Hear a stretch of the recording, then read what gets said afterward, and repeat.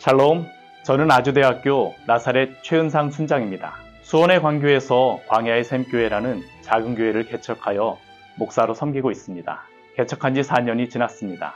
처음 교회를 개척할 때는 복음만을 전해야겠다는 마음으로 교회를 개척하였지만 복음을 전하고 목회를 하면서 정말 교회는 사람이 세우는 것이 아니라 하나님께서 세우시는구나 라는 것을 보게 하심으로 인해 늘 격려를 받고 세임을 얻고 있습니다.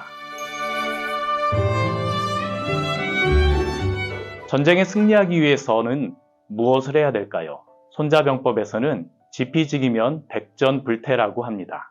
적을 알고 나를 알면 100번 싸워도 위태롭지 않다는 말입니다. 그런데 성경의 승리 공식은 무엇일까요? 적을 알고 나를 아는 것도 중요하지만 더 중요한 것은 하나님을 아는 것이라고 성경은 가르칩니다. 오늘 말씀을 보면 정확하게 이 부분을 알게 될 것입니다. 오늘 26절 말씀을 보면 베나닷은 아람 군대를 소집하고 이스라엘과 다시 전쟁하기 위해 아벡으로 갑니다.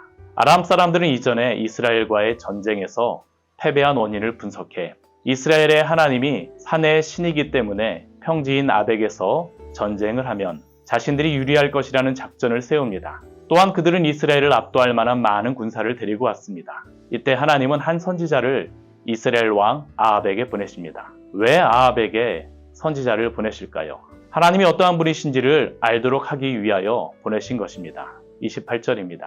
아람 사람이 말하기를 여호와는 산의 신이요 골짜기의 신은 아니라 하는도다. 그러므로 내가 이 큰 군대를 다 내 손에 넘기리니 너희는 내가 여호와인 줄을 알리라.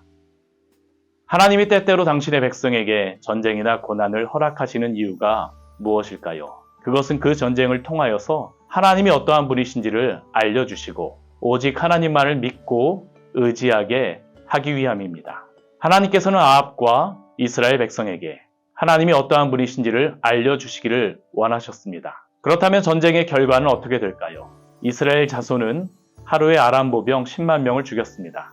그리고 도망간 자들도 아벡 성벽이 무너질 때 죽게 됩니다. 그 수가 2만 7천 명이나 됩니다. 이것은 누가 보아도 하나님이 주신 승리입니다. 이렇게 승리한 이후에 아합 왕은 어떻게 해야 했을까요?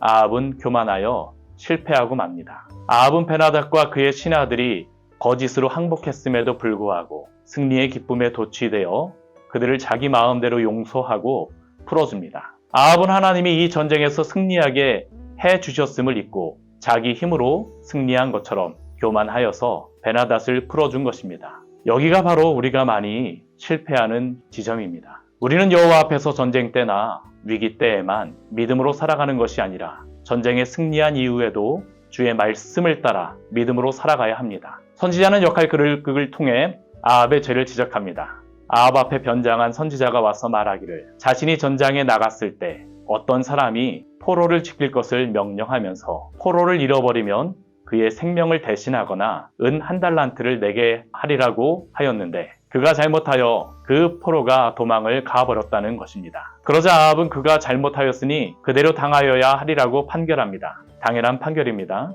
그런데 문제가 무엇입니까? 이것이 바로 아합이 하나님 앞에서 행한 죄라는 것입니다. 그러자 하나님은 선지자를 통하여 아합에게 말씀하십니다. 하나님이 멸하기로 작정한 베나닷을 아합이 마음대로 풀어주었기 때문에 그가 베나닷의 목숨을 대신할 것이고 이스라엘 백성이 아람 사람을 대신하리라는 것입니다. 그렇다면 아합이 이때 해야 될 것이 무엇일까요? 자신의 죄를 하나님께 회개하며 겸손히 주님께 나아가는 것입니다. 그런데 아합은 어떻게 합니까? 그냥 근심하고 답답하여 자신의 궁전으로 돌아갑니다. 그의 마음이 근심하며 걱정할지는 모르지만 하나님께 자신의 죄를 회개하고 돌이키지는 않습니다. 모든 사람은 실수하고 죄를 지을 수 있습니다. 그런데 중요한 것은 이렇게 하나님께 죄를 범하였을 때 하나님께 회개하고 돌이키는 것입니다. 오늘 말씀에서 아합은 하나님으로 인해 전쟁에서 승리는 합니다. 그러나 그는 이 전쟁을 통해 하나님이 어떠한 분이신지 알지 못하고